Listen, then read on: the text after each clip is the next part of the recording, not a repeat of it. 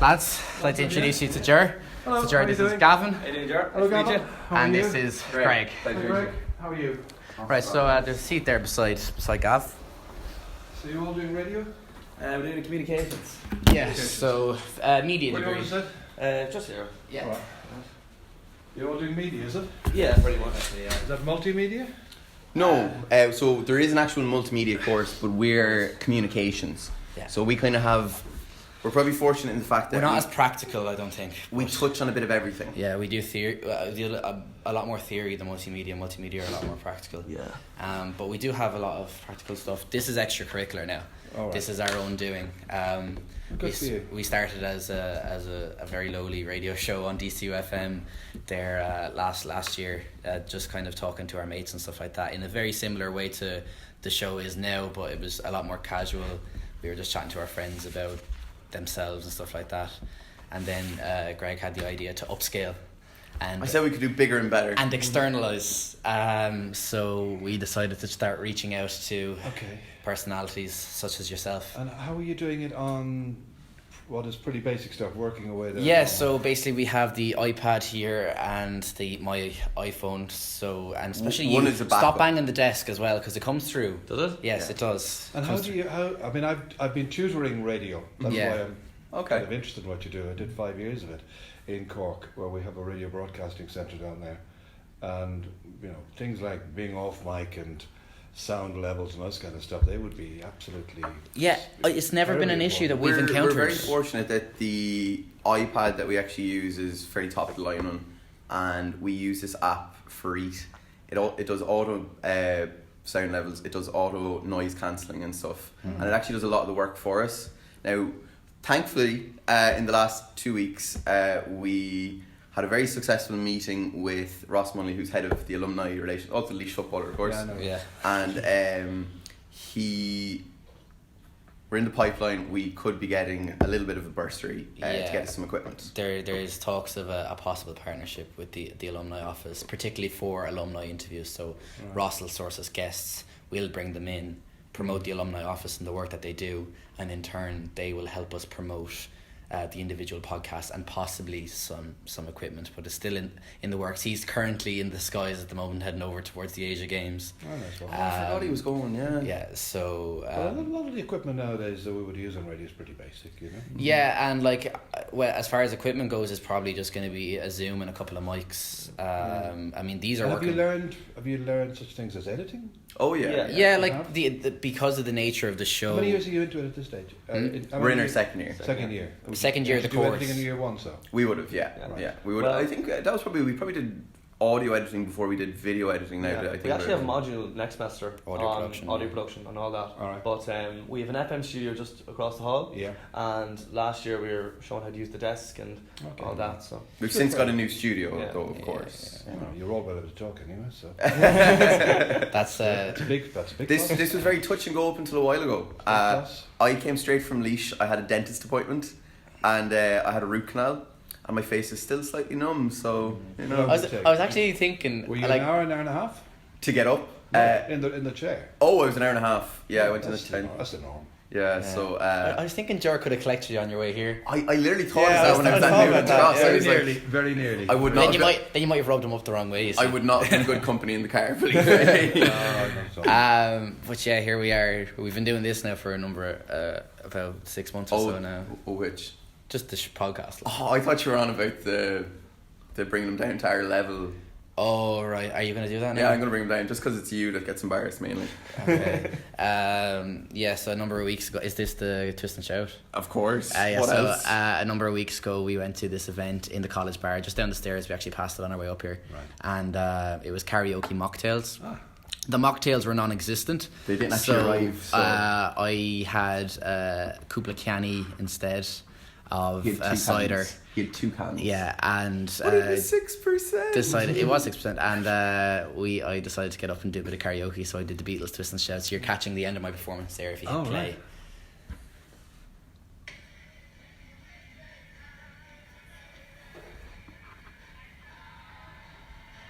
You're really getting into it. Oh, You have for to, it. Ger. It's all about the performance. You have to get into it, exactly. Yeah. There we go. That was the end of it. And as you can see, the crowd went wild. They loved it. You know the distinct difference between laughing at somebody and with somebody. I think you're wasting your time doing radio. There you go. I should be a performer. Yeah.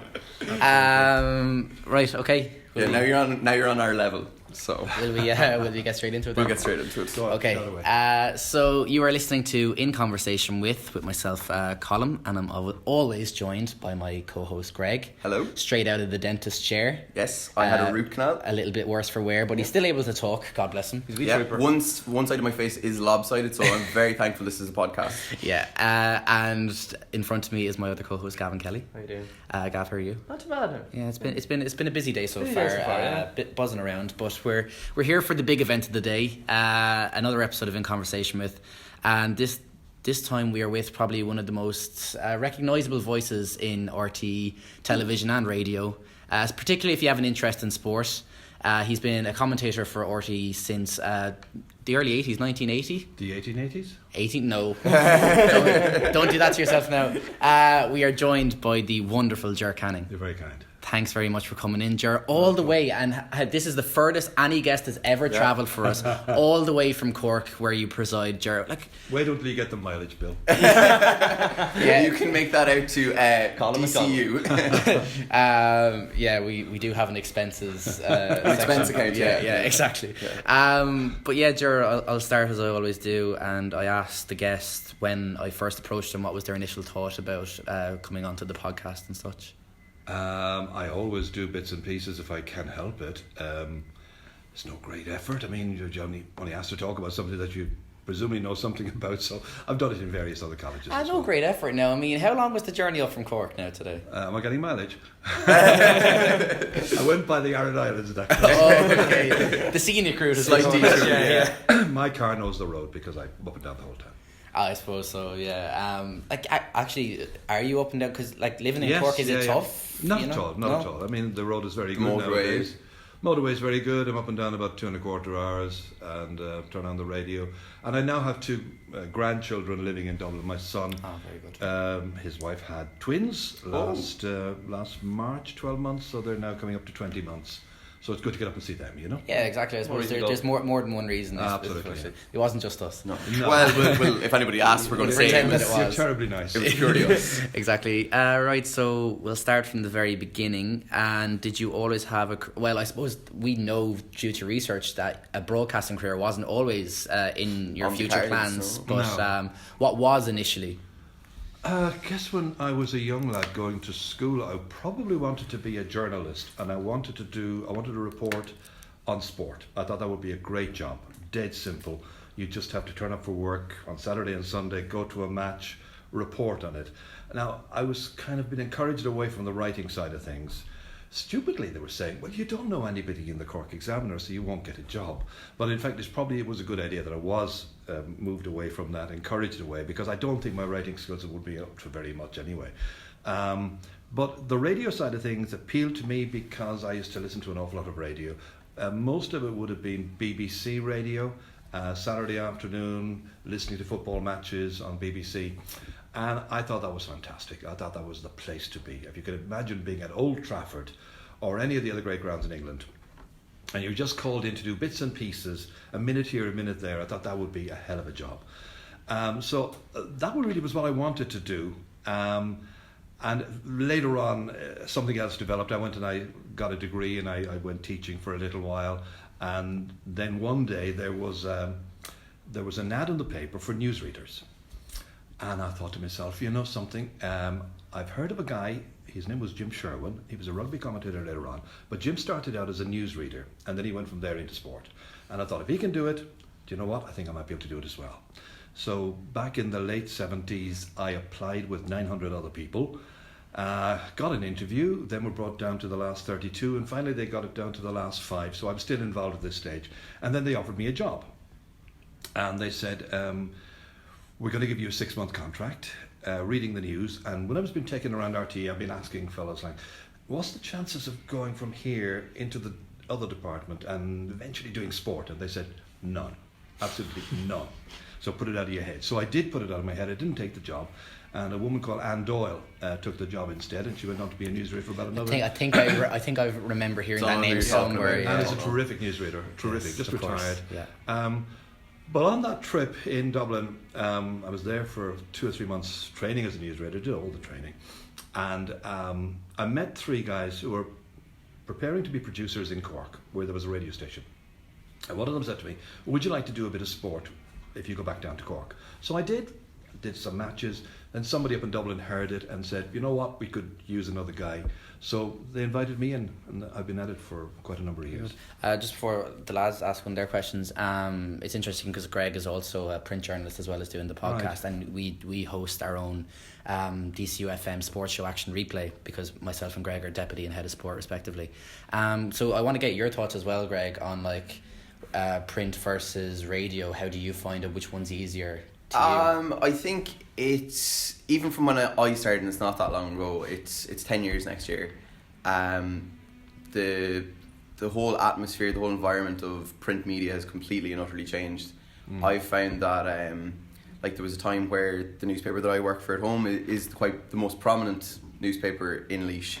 That has been quickly turned on its head. There is an online news outlet started, Laois Today. It just beats us to the punch. Like they're putting it straight online. Yeah. We have to be quite particular in what we hold for the actual print copy that comes out on a Tuesday, and what we put up on a daily, basis or on a weekly basis. It's a very tough one to call. But in terms of, I suppose, print media and radio, I always had myself coined as a print journalist or digital media journalist, whatever. I came to DCU, I started doing a bit of radio, and I love radio. We started doing a small bit of TV. I love TV as well. Yeah. So that is the media game, though. It is adaptation, especially these days. It is adaptation, and you're right. Do you want to say something? Sorry. Well, no. I was going to ask about your sport when you were younger, but just can I finish on that one? I honestly think print journalism is probably on its last legs. Yeah. Okay, and I know quite a few full-time journalists, and they are saying exactly the same thing to me. I have 3 in my family. Okay, they're a bit older than you, I think. None of them reads a newspaper. Okay. They don't have to. It's all there online. Yeah, I can't say that Right. I pick up a newspaper. So the digital side of things is interesting, because that's even in RT we have our own online, and that's probably the first thing I go to each morning. Really? But I buy a paper. I'm part of the old generation. What's your paper? I buy the Irish Times every day. Okay. Okay, and I buy it, and if I'm awake at 4 a.m. and I pick it up, I'm still reading something there. It's a very, very good newspaper. But I am one of the last of those. I really can't see any members of my family, when they get old, picking up a newspaper. I don't think it'll happen. And my parents now still do. My mum, I think, is independent. My dad is at times. They still read it. I think it's habitual for them that they just do it on a regular basis. So it's kind of ground into them. But like I haven't had that. I never really got into reading newspapers, stuff like that. And like I think it's very sad, actually. In a way. And is it something that you feel like I suppose you could say our generation is missing out on? The turning the page, even when it comes to books now, like we all have Kindles. There's something about newspapers, something that like a book. Even you got copies in front of you there right now. It's not all just in your head. And something about paper and writing it down. There were 2 footballers in Cork back in the 1970s. They played for a football team called Cork Hibernians. They were there before Cork City, and they would have won leagues and cups. I can remember going there to their matches, and they would have been attracting crowds of between 20 and 25,000, which is quite massive. That is very large. Yeah. They were a huge club, but they had 2 players in their team who came over from England. One was called Wiggy, David Wigington, and the other was called Carol Davenport. And they both settled in Cork, although poor Wiggy is dead at this stage. But one of them married the biggest chip shop owner in Cork, who was actually a president, I think, or a director, and he was certainly of Cork Hibernians. The other lad, Davenport, he married into the owners of the Cork Examiner. It was as it was then. It's now the Irish Examiner. So they were regularly joking between themselves. One was inheriting an empire which was going to be the biggest chip empire in Cork. The other guy was inheriting, supposedly in inverted commas, a newspaper. And the line used to be, Wiggy saying to Dav, "Dav, you will be wrapping your chips yet in my newspaper." You know? It's brought it back to me. That was one of the uses we have of newspaper. Yeah, exactly. Multi-purpose. Yeah, my mum sometimes at the old newspaper, she twists them up and uses them as kindling for the Oh, fire. yeah. That's another one. Yeah. There you go. Yeah, so they're good for more than just reading. Yeah, exactly. Multifunctional. So, Ger, when you were younger, how important was sport to you? Was it your main interest? And Yes. Were you playing a lot when you were younger? I was playing the whole time. Yeah, I wasn't very good. What was your sports of choice? Deep down, I suppose Gaelic football and soccer, the two of those. Although I played hurling as well. Sometimes, if we were playing cowboys as kids, and we had a hurley, and we didn't have a gun, we'd use the hurley as the gun. Mm-hmm. Okay. But there was a soccer field nearby where I lived. There was a Gaelic field near where I lived, and those were my playgrounds. That's where I spent. What were your clubs, respectively? I played a lot of soccer, and at one stage I played so much soccer back in the 1960s when I was a kid at school that I got suspended when I went playing Gaelic. Oh, of course. Because the band was in operation yeah. in those days. Yeah. It was a crazy thing, which hard for your generation to understand what it was. But essentially it precluded anybody from going to or playing any one of four named so-called foreign sports. And one of them was soccer. You had rugby, cricket and hockey with the others. Yeah. And I was playing soccer. But I did go off and I played with a club called the Bars, St. Finbars. They were beaten in Munster Yeah, Cup St. semi-final Finbars, weekend, yeah. I actually read a great piece in the Times about them on Saturday on my way home from Galway. Yeah. It was about St. Finbars. And I wasn't really that familiar with them. And, I'd have a bit of a base in most, prominent GA clubs in the country. Well, it was the club of Jimmy Barry Murphy, and I played with him, Oh, wow, yeah. You played with he was on our team, yeah. Oh my God. Yeah, so he was the best by far. I mean, I heard that in under 12 though. You got player of the year. He didn't get anything. No, he got it instead. So obviously sport played a big role, and luckily for you, when you went to the national broadcaster the second time round, that was an option that had become available to you. You mean getting into commentaries and that? Yeah. Well, I did. It's 40 years ago. Last month, I did the first ever radio broadcast that I tried to do. And I'm actually doing a programme on TV in a couple of weeks' time with a fellow called Dahi O'Shea. It's on TG Cahar, and this is a story I was telling on that, so I'll tell you now anyway. The first match I went to work on, it was in Páirc Uí Chaoimh, and it was in 1980 on television now. And we travelled, 4 or 5 of us travelled to Páirc Uí Chaoimh in a boat. Okay, and you might think, well, Páirc Uí Chaoimh is a hard, inaccessible place to get in and get out of. It's probably the worst ground in the country to access. Everybody hates going there. It's a grand pitch, but in 1980 we didn't have any satellite. Nowadays, all of your matches that you see Saturday or Sunday, there's an OB van, an outside broadcast van, and attached to that is a little smaller van, which is a satellite van. It's got a great big satellite dish on top of it. You can't miss it. But in those days, there was no satellite dish. Nowadays, the pictures go from, say, Páirc Uí Chaoimh in Cork to Montrose in Dublin, and then they are beamed around the rest of the country and abroad as well. But in those days, what we did was as follows. We would have met at the Silver Springs Hotel, which is across the river from Páirc Uí Chaoimh, or it was, whatever it was called at that time, it was Páirc Uí Chaoimh. And we got into a curragh, about 4 or 5 of us, and we travelled across the River Lee into Páirc Uí Chaoimh. And there we did the first half of the match as per normal. It wasn't going live now, I hasten to add. First half of the match is done. Big tape, bigger than the yoke you have in front of you there, quite heavy, was given to one of the 5 of us on the boat, and he would go back to the curragh, take it back across the River Lee to the car park in the Silver Springs Hotel. He would then drive like Billy-O as far as Dublin, so it could be edited or showing at 10 o'clock at night. Then the man in the curragh, you hoped, came back to collect the second tape at the end of the second half. Same routine. Another guy gets in the curragh, goes across to the River Lee again, across to the hotel, gets in another car, drives like hell as far as Dublin. And you're hoping all the time that A, the man in the curragh keeps on coming back, doesn't go away and have a few pints, and B, that the second fellow actually gets to Dublin in time, because he's got to get there, match over 5 o'clock, he's got to get there by 8, half 8, edited, and the second half put out at say 10:15. The great worry would have been that you'd be introducing the programme and you've only got one half of the match.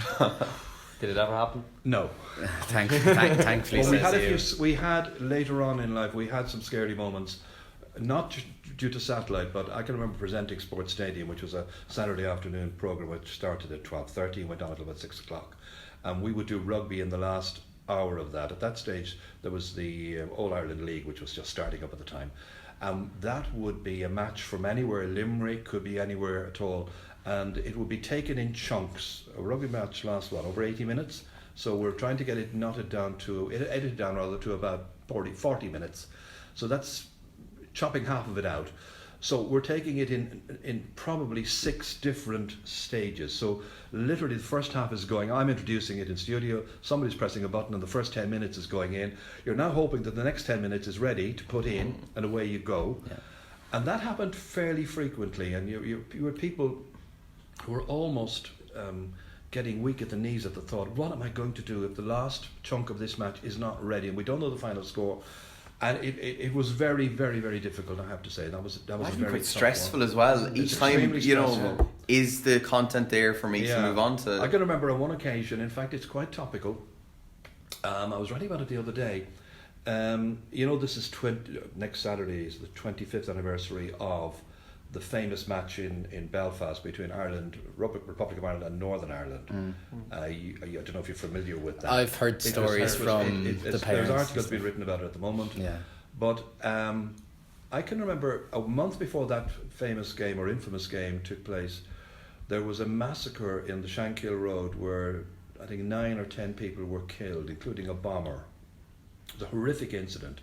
And I can remember I was on my way to a game in Belfast next day, a GAA match, a National League game, and the whole thing was extremely tense.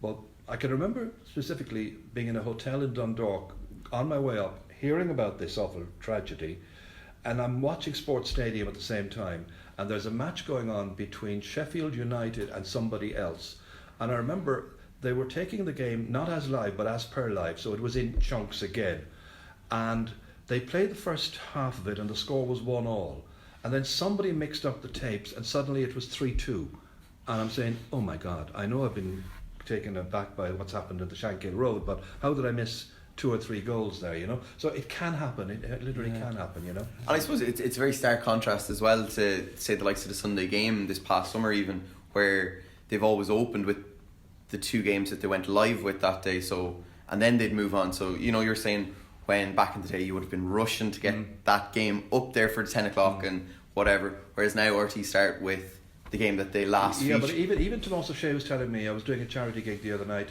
for a poor misfortunate lad who's a student like yourselves who he broke his neck in an accident in Cork during the snow last March. And Tomás O'Shea was one of our guests, and Roy Keane trying to raise some money at a kind of a Q&A session. And Tomás was saying that even from his experience on a Sunday night, there could still be moments where we've played the 15-minute highlights of the live game in the afternoon. He's now thinking that he knows what little edits are going to come up so that he can demonstrate something for his analysis. And they're literally at the last minute still trying to stitch it together because there's just so much in the programme, Well, I suppose it is quite the amount, especially like during the championship and with the new structure and stuff, the amount of games that they were trying to fit into the same period of time, and I suppose Joe McDonough didn't get any coverage, and different things. There were 18 games one weekend, and people were saying, "Oh, wasn't there a match shown a bit more of?" Well, the fact of the matter is, you just can't get them all in. It's simple, One thing I want to ask you, Ger, as a man who has observed so much GA over the years. We have their club championships on at the moment, of course, the provincial championships mostly now. Yeah. But they don't get, bar TG Carr's coverage, they don't get a whole lot of national coverage as far as video is concerned. We have our newspaper reports occurred. Do you think there's a gap in the market there to show those matches, televise those matches, or show highlights of those matches? Because there's obviously such a wide array. We have our 32 counties and each has 2 provincial championships. They're not all to the same standard, but do you think there is a gap there for coverage of the club championships? The whole thing is a bit of a mess, really, quite truthfully. The club players, and I do understand it, are saying, well, we've no control over what's happening. Can't even plan when I'm going on holidays. Might be 6 weeks without a game. When I was a young fellow, it was one of the reasons I went away from playing Gaelic football and I started playing soccer in college, because I was guaranteed I would play a match every Saturday afternoon or Sunday, and sometimes I'd play 2 matches at the weekend. We trained on Tuesday and Thursday. By comparison, if I was playing with the Bars, I could be 6 weeks training and not a match, nothing, zilch. I mean, that's not any way to get young fellas enthusiastic about what they're doing. And then on the reverse of that, you might have won your club or your county championship one day, and then maybe 2 or 3 days later, you're thrown into the provincial championship. And the whole thing is, it literally is so badly planned. It's crazy stuff. I think if I were a young fella, I would tear my hair out. I would also tear my hair out, by the way, if I were about 25 years of age and I was in a club and I was number 21 or 22 on the list of players. You know, you got your starting 15 and then you got your subs. Now, I'm only going to get a game if I'm number 21 on the list. I'm only going to get a game if the stars in the first 15 are missing for one reason or another. Now, frankly, all I want to do is play. I really don't care about a medal. I just want to play. I want a game every weekend if it can be possible at all. And frankly, if the stars are missing, I don't give a hoot. Now, maybe I'm taking that approach at my age, looking at it from a distance, and maybe it's totally different if you're 23 or 4 or 5. I can't see for the life of me why they can't come to some kind of an accommodation. You have your inter-county programme, which starts in late January now, and it runs, they've taken April out. It runs until early September. Now, what are the club players supposed to do? Hang around, do nothing, depend on a few all-league games that nobody's remotely interested in. They're almost like a preparation, they're almost like a training session, some of the league matches. The fellas want to play in meaningful games. I can't for the life of me understand why and there's a county like Monaghan doing something similar to this now.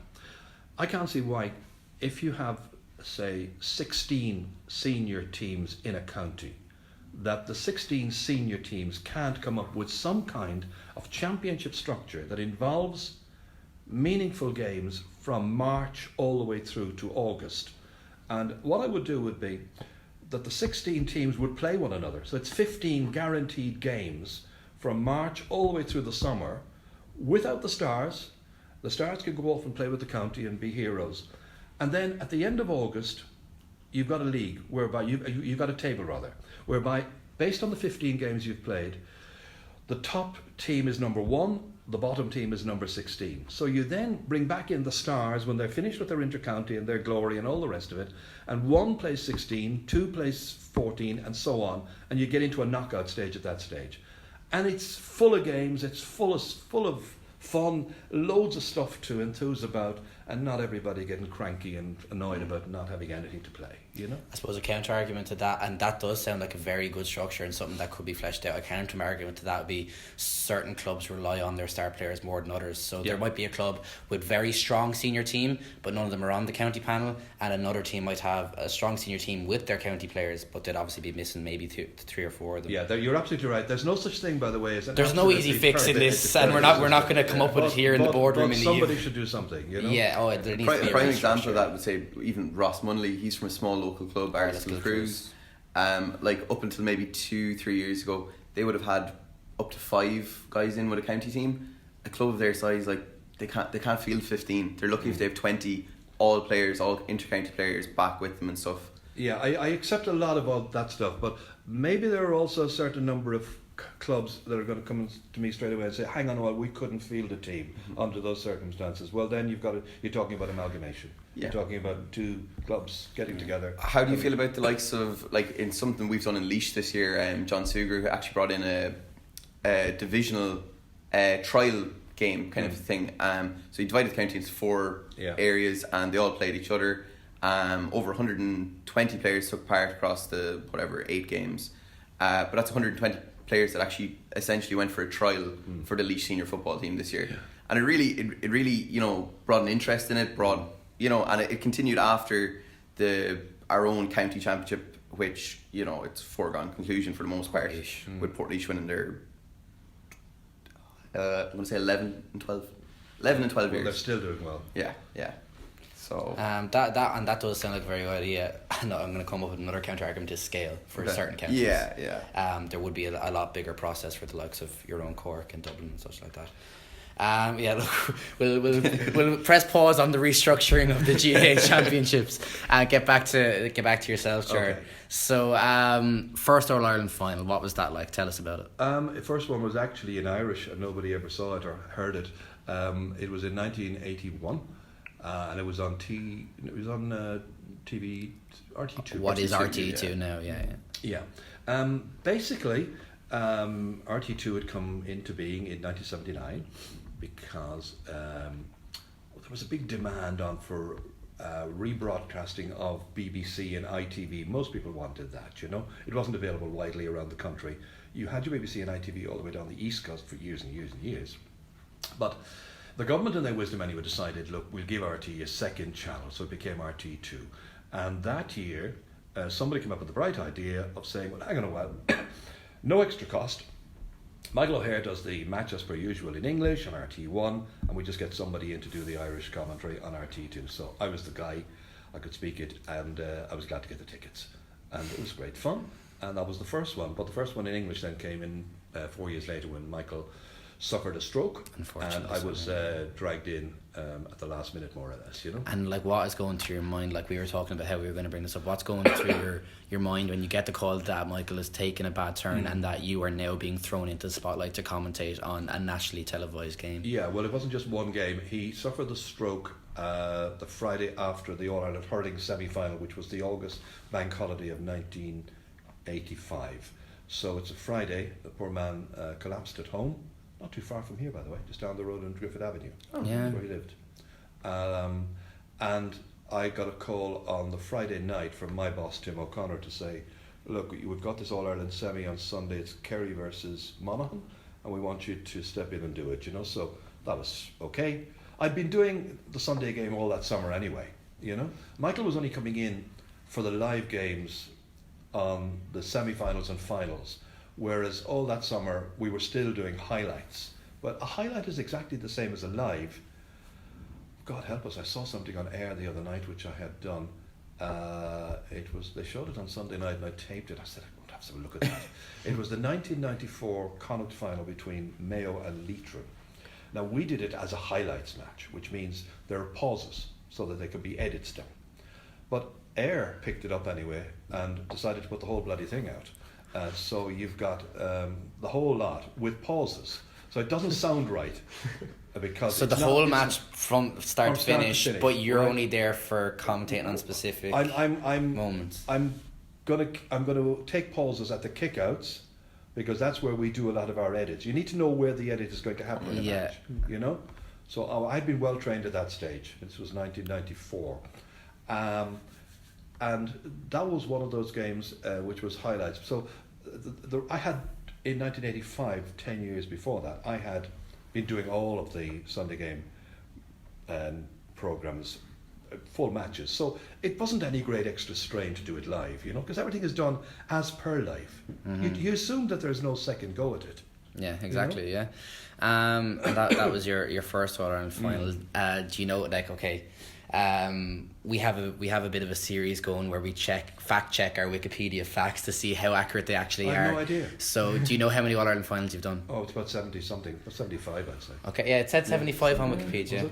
I said it's about, I have no idea. Yeah. No, I just like to fact check just to see how accurate they really are. It's about that. But main question from that is, which ones stand out for better or for worse? Oh gosh, yeah.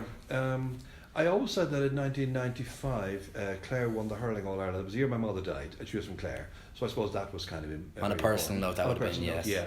I thought the best football ones for a long time had been Kerry versus Tyrone in 2005 and 2008. They were great matches. But then you had really a lot of very good other ones as well. You know, it's a great hurling matches. It's a brilliant. I mean, this year's is a prime example. It was quite incredible. No question about that. Sometimes the finals aren't the greatest matches, and sometimes, I mean, this entire hurling championship has been a revelation, really, for for ourselves to watch. I mean, it's been a breath of fresh air. The restructure in the championship has made it so much more competitive, so much more fun to watch. And I think the players have what they want as well. They want, like as you said, they want to play matches. And week in, week out, matches that matter as well. I've discussed this with players in Ulster now, where they're rigidly holding to the kind of championship structure that they've had for God knows when. And they have their preliminary match and then the first round matches. And I was talking to one guy, I was working with him. I said, what would happen here if you divided Ulster into two, not another border? So, you had 5 counties in one and 4 counties in another, and they all played one another. And he said they'd love it. And then the crossover, 2 semis and a final, you know? Extra matches, more fun, more games. How would you divide that?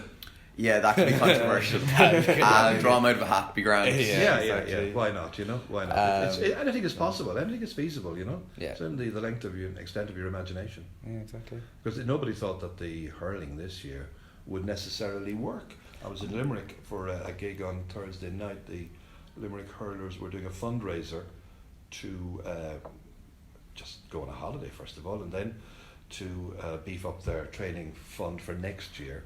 I was just discussing it with some of them, and they were saying, you know, before the start of this season, Limerick were about the only ones who were actively saying, let's go ahead with this round robin Leinster and Munster hurling championship.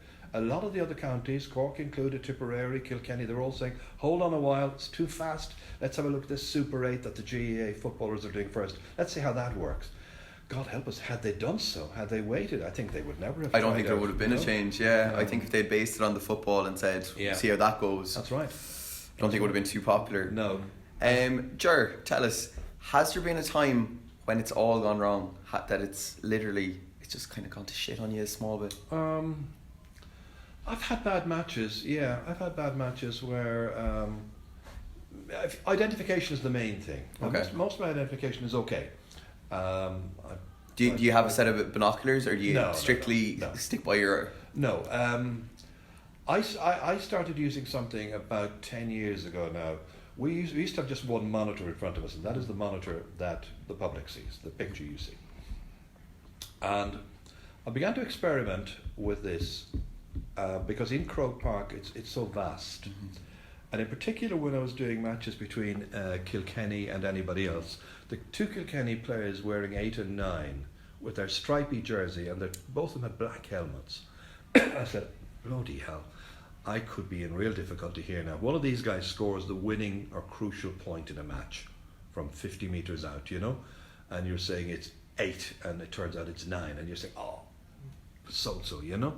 So in order to make sure you don't make that mistake, I mean, some commentators will hold back and they won't name the guy until they actually see the number on the back of his shirt. But I think that's a little bit of a cheat. I think commentary is something that you have to literally go at with the same pace that the hurlers are trying to play at. Soccer is so slow, hurling is so fast. And what I do is I use a second monitor. And you probably wouldn't be aware of this, but next time you're watching a match, count the number of times you see the director cutting. I don't mean cutting into the crowd, I mean cutting between a wide and a tight. Okay? Now some of the football we see from England, they're so bloom, and Europe in general, the Champions League, they're so safe and so worried about making a mistake, they won't cut to a close-up until the ball has gone dead. But in hurling and football, we've got 2 cameras basically up on high near where I'm working, and the wide one is showing me the ball always in play, so it's going up and down the field, the ball is always in the screen somewhere.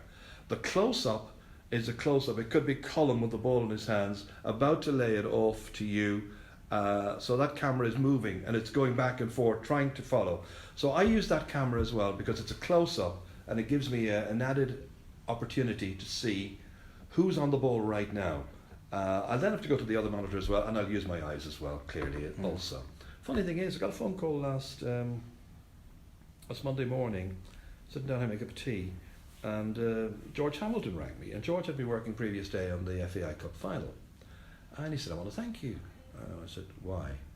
And he said, well, I was working in the Aviva yesterday on the cup final, and suddenly this monitor was there, and you had been using it before, and I said to the sound techie, what's that about? He says, well, you can thank GC for that, me. And he says, how have you been using it? Where did you get it from? So he's now planning to use it as well. It's just an added little. All I say to the outside broadcast unit people is bring another monitor with you. I think I know, because I actually made my debut in the press area of Croke Park during the summer for the Leinster semi-final, Laois and Carlow. Right. And I was like a lost puppy. I really was. But I went up and initially I sat in the wrong section of the press area. I sat down in the lower section where you would sit, where you know the monitors are there and stuff, and that's strictly for radio and TV broadcast. So I was up behind us in the the press kind of area. Right. Yeah, I know where you are. But I remember being like, how do they have TVs and we don't? And I seen Colin Parkinson walk in. He went in and sat down there. He had a grand monitor in front of him, and he was actually kicked. He was moved on. He was told to go sit somewhere else because I don't think he was actually on duty. Right. But I know the monitors that you're talking about. So what, you actually get the tech guys to bring a second monitor and you set it up beside it? Yep. And no one else had thought of that before. Well, I don't know whether they thought about it, but maybe they decided it was an intrusion. Some people don't want to look at two monitors. Their eye line could be distracted, you know. Yeah. I've always taken the approach, and I said it to George last night. I said, you always take whatever advantages are going, because the job is hard enough to do. Yeah, I'm very curious about the craft of commentary, because it seems like a job with a lot of concentration. You definitely do a lot of research. I read a quote there that you said you need to know if a guy had got his hair cut before a match. Do you know my worst one? Do you know my worst one? What? Well, I said it on TV at a programme recently. It was 1998, and it was the World Cup in France, and a match in Saint-Denis, which is north of Paris, just outskirts of Paris, and it is a game between Romania and Tunisia, and it is game 3 in the World Cup group, and Romania had beaten Colombia and they had beaten England in their first 2 matches, so they had 6 points, and that was enough to see them through into the next phase of the World Cup. So they said to their manager at the time, Ionescu was the guy's name, if we get through before we ever have to play match 3, we want you to shave your hair. So he did that anyway, and they decided they needed to do something as well. So they dyed their hair. Every one of them came out with their hair dyed. Bleach, blonde. I have seen, I've seen the videos. I'm sitting in there, and they come out in the field, and I'm just falling apart. You know. You would know, to be fair. Greg used to have bleach blonde hair. Oh, good. Okay, just except the goalkeeper, by the way, because he was bald. So what do you attribute to staying as a commentator for so long? What are the tricks of the trade that have made you stand out for so long, you think? Cup of coffee every morning. I don't, honest to God, know. I love sport, and it's what keeps me going in many respects. It's my main passion in life, apart from my family. And I don't know, I really love sport, and I love going to matches as a spectator if I'm not working. I like watching games. I sat down last night and watched Oldham versus Hampton and Richmond In the FA Cup. In the FA Cup first round, all the way to the 98th minute, and got a great buzz out of it because it's live sport. There's nothing to beat it in many respects. Sport is wonderful. I mean, get away from Brexit and all the awful things that are happening in life and all the rest of it. You know, it's a leveler as well. I mean, it really is a leveler. Everybody's on the same, you're down on the same level when you're watching a game. Yeah. There's no sort of sense of class or anything like that. No, there isn't. And when I was a kid, my dad died when I was 7, and there wasn't anybody else really at home. My sister went off to England to work. She was older, and as a kid, I went off to sport. And do you know what? I didn't have brothers and sisters apart from my sister was in England. And your brothers and your sisters become the community that are there with you on a Sunday afternoon supporting the football team, okay? So you get in among them, you laugh at what they're saying. There's always a funny guy somewhere abusing the referee or the linesman. And then there's communal singing, and there's anger if you lose, and frustration if you just fail to score in the last minute when you need to get an equalising goal. There's euphoria when you've won, and you're looking ahead to the next week. You know, you spend 2 days looking back and 4 days looking ahead. I mean, it takes it substitutes family in some respects, you know. Yes. So because you like sport is such a big part of your, let's touch on some of your favourites and such like that. So your favourite sport definitively, can you name one? Favourite sport? Yeah. Hurling is the favourite sport, but I can't play it as well as I would have loved to have played it, right? As well as you can talk about it, perhaps. But there's no question about it. Hurling is light years ahead of most other sports. Yeah. The sheer pace and skill. Oh, I'm just in awe of what these guys can do. You're preaching to the conversion with us. Yeah. Do you find it your favourite commentator?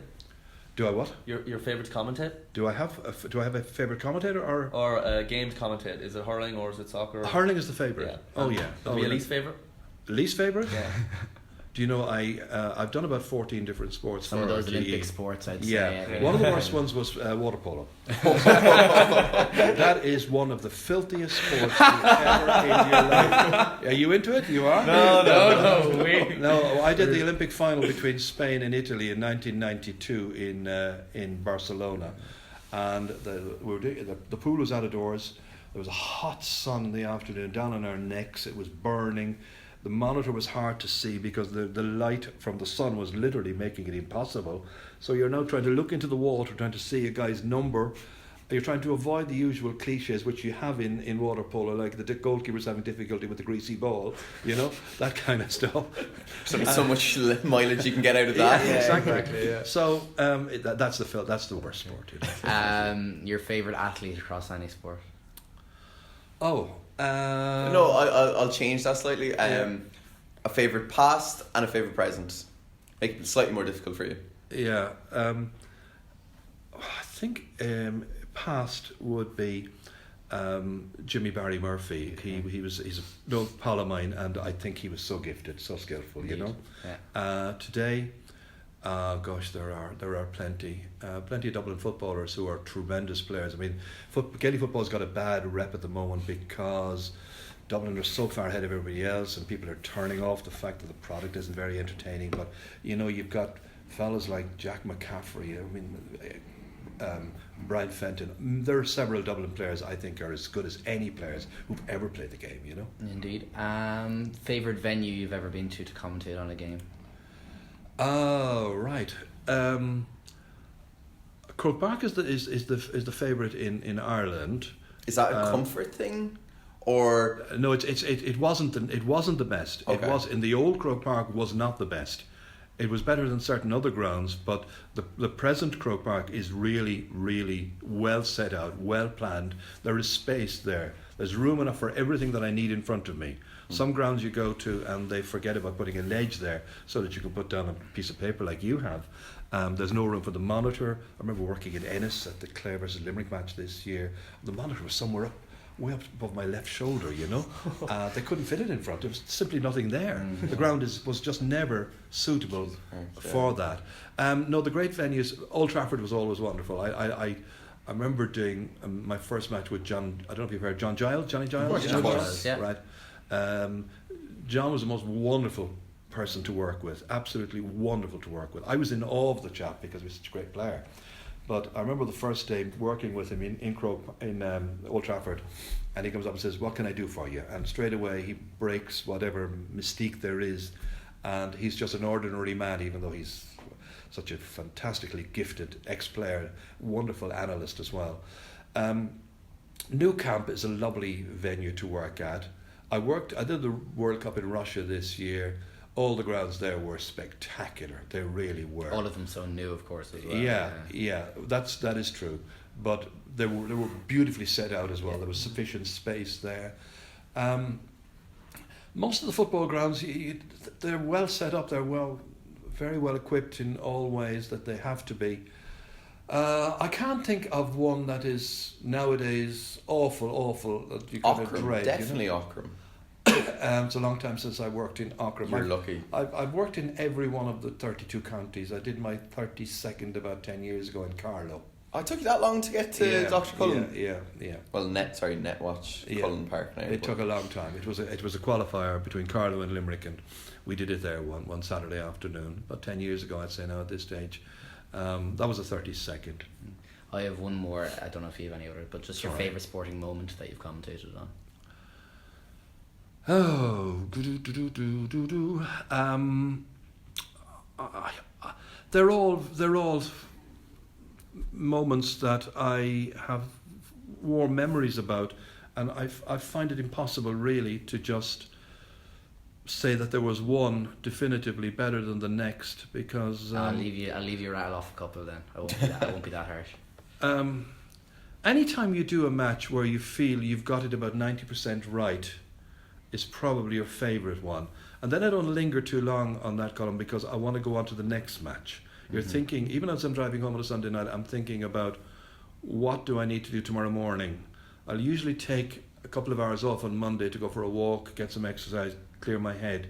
But from that moment onwards, I am working solidly towards the next weekend's game.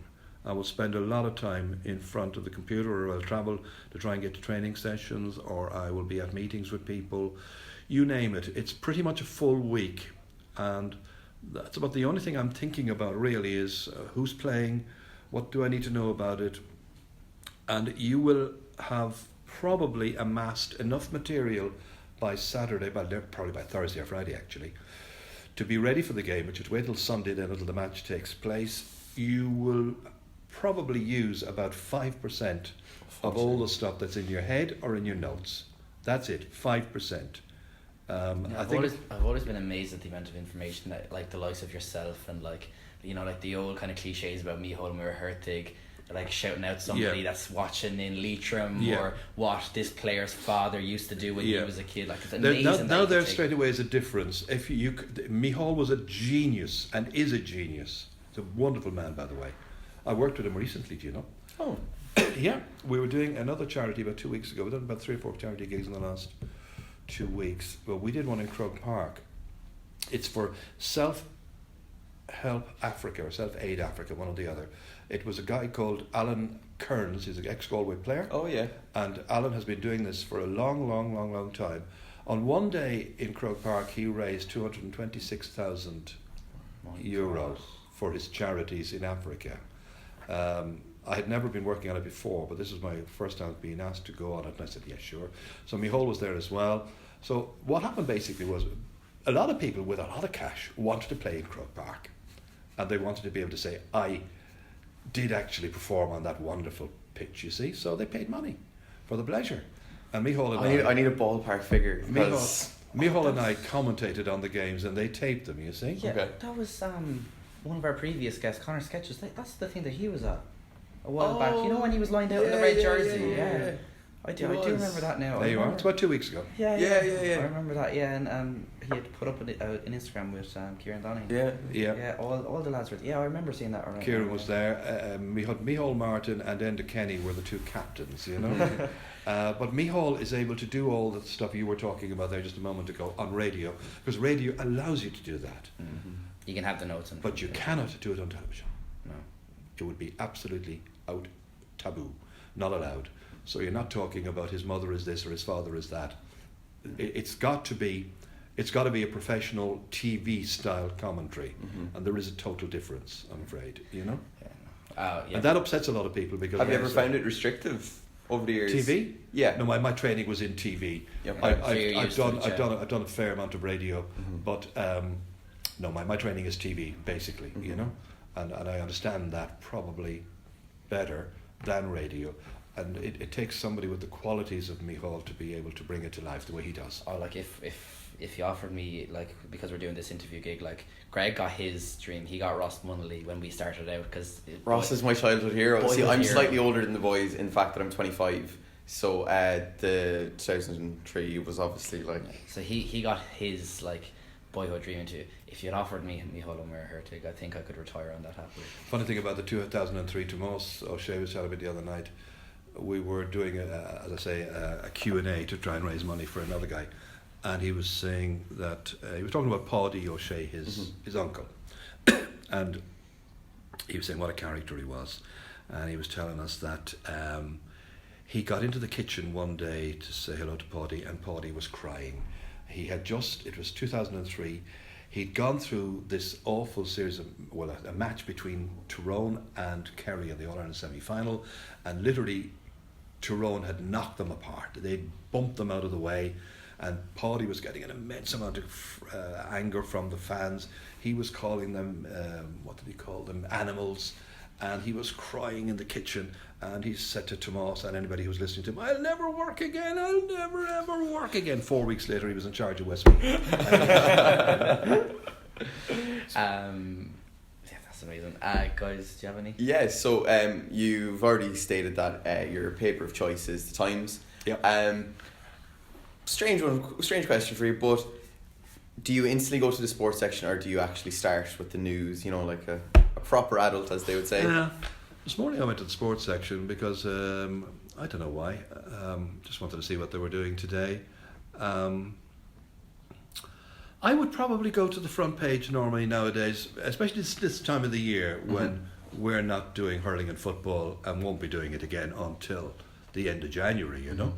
So I've got to go off and learn other sports. I'm doing hockey at the moment because we've got a World Championships coming up in India the end of November, and Ireland have a team there, so I'm going to be involved in that. So I'm spending a lot of time studying that kind of stuff, you know.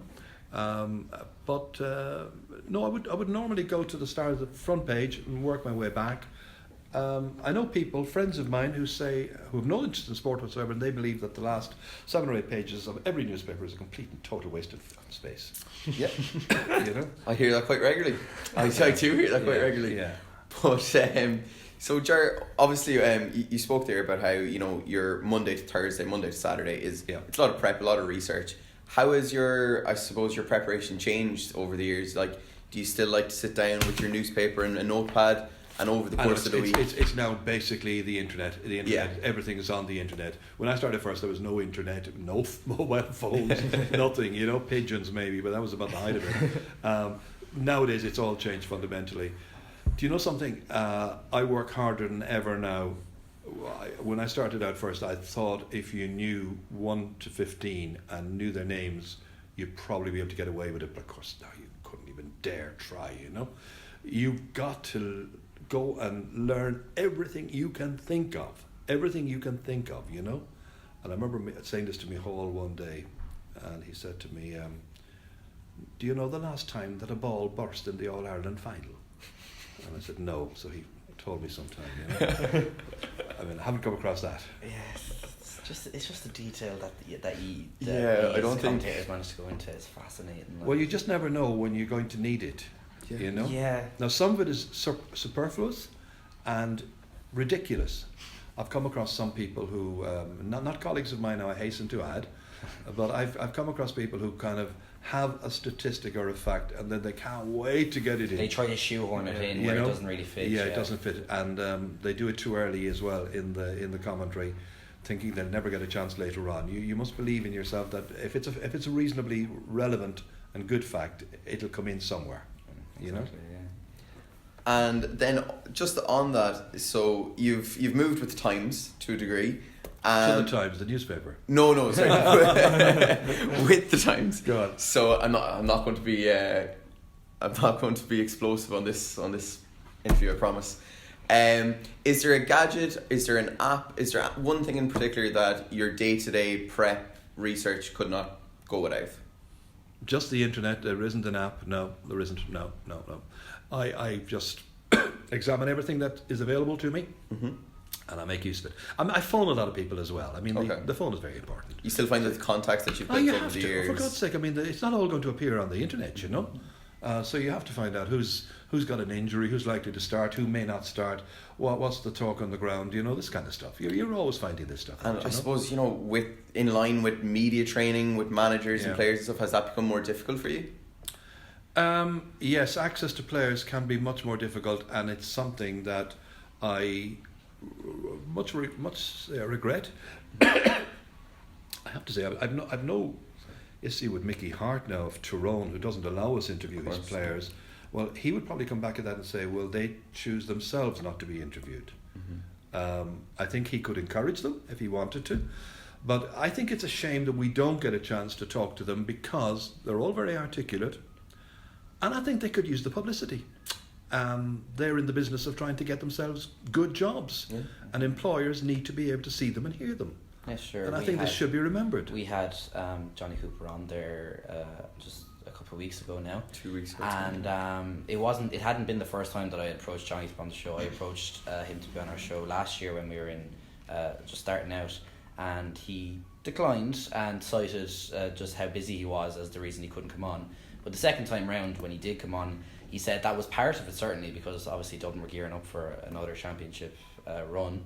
But he said that there was a bit of fear that what he said might get taken out of context or stuff like that. That he was afraid of something he might say might be taken the wrong way. Yeah, they're all dead worried. They're all dead. Even the other night, I was interviewing in the Ger manner they asked me to come down and present it. So we had 6 players mic'd up, all sitting in armchairs, and they were very good.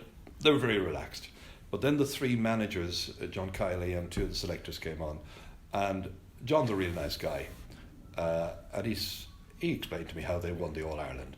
He had 2 selectors with him, right, sitting in the armchairs as well, and I could fear they were worried about saying anything that might give the game away, like we did this or we did that, or this is how we went about doing it. And you're saying, well, all right, look, it's a fundraiser for the team. I don't care whether you talk or not, but they're staying mum, and they don't really want to engage too much, you know. Mm. It's straight, and it's kind of like, I don't know how you view it yourself now, but I think it's just another step towards the kind of professionalism in what is still an amateur sport. We've seen in the practical side, in the playing side, how players have become so attuned to strength and conditioning, and now on the media side, everybody in the GAA nearly is so careful about what they say, and that's very much a mimic of professional sports now as well. I think that's just how I've viewed it as another. Two things come to mind there. There was a commentator on BBC called Barry Davis. Barry was a very good Match of the Day commentator, and Barry used to always say, I am the best commentator in the world when I say nothing. That's how they do soccer. Another thought that was in my head when you were talking about the professional aspect to all of this, you know, we went north to Belfast to interview Billy Bingham once. Billy was the manager of the Northern Ireland team. They got to the World Cup in '82, which I covered. I covered them in that World Cup. And they got to Mexico in '86. And went up anyway to do an interview with Billy. And beforehand, we had to hand over some money to Billy, because there's a fee, all right? And so we interview him anyway, having given him 150 or whatever it was we gave him. And first question, what do you think of football today, Billy? It's destroyed by money. I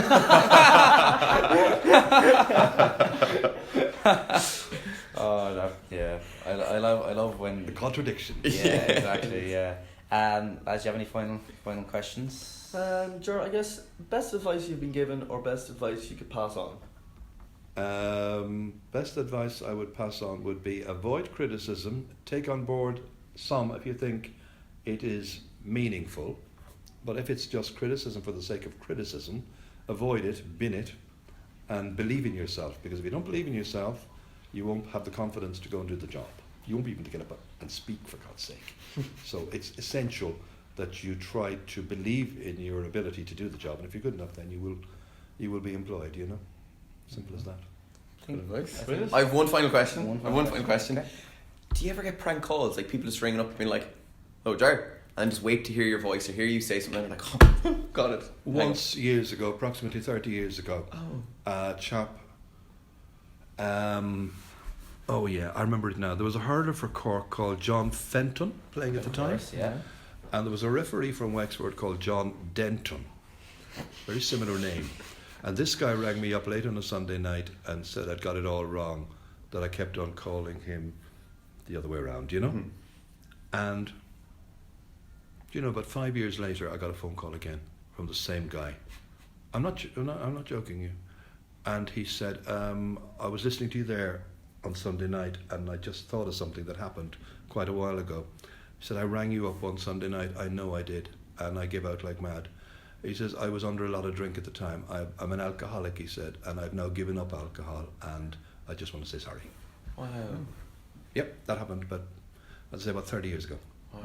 I still remember it. Jeez. Well, I got my first proper complaint actually just late last year. I did the Coming to Bunskull finals. Right. which are obviously very heated when parents and stuff were involved.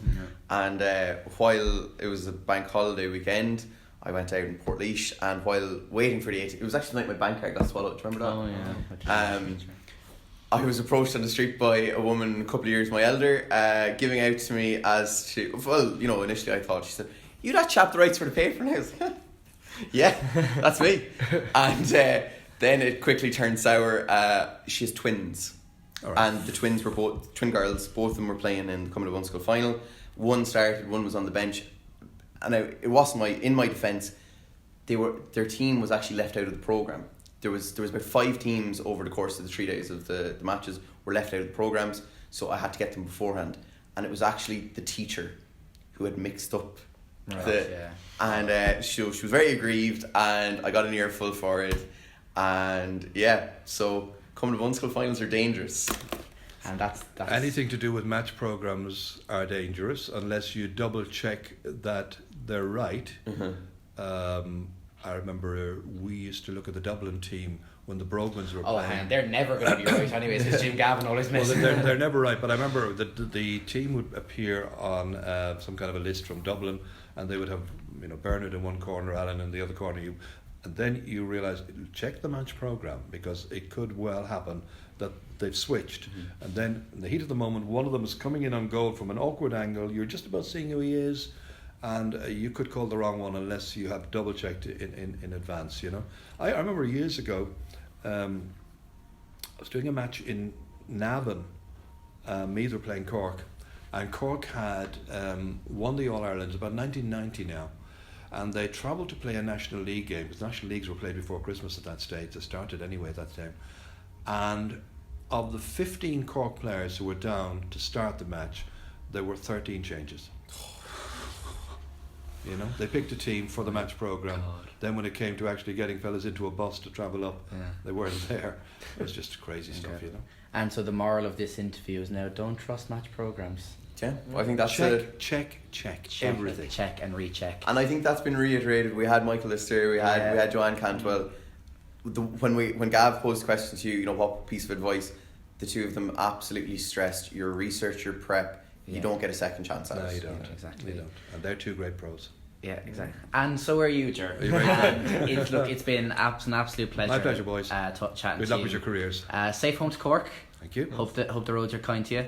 Hope there's no traffic now. Did you come to your Nace actually on your way here? Oh, don't get me started. Always come to a Nace. That's slowing up there. I know myself from going home to Waterford. It's a pain. But again. Will you be in the grandchildren before you head back? Oh, yes. Yes, of course. Good stuff. Heading out now, actually, boys. Brilliant. Perfect. Brilliant. Time to go. This has been In Conversation with Ger Canning, with myself, Colin, and my co-hosts Gavin and Greg. Co-host. He did it last week as well. No, I did do that. Oh, it was him, It's nearly Christmas. Co-host. It's coming up to Christmas time. Ho, ho, ho. This has been In Conversation with Ger Canning, with myself, Colin, and my co-host Gavin and Greg. Thank you very much for listening, and we'll see you next time. Cheers. Cheers. Cheers. Cheers. Cheers.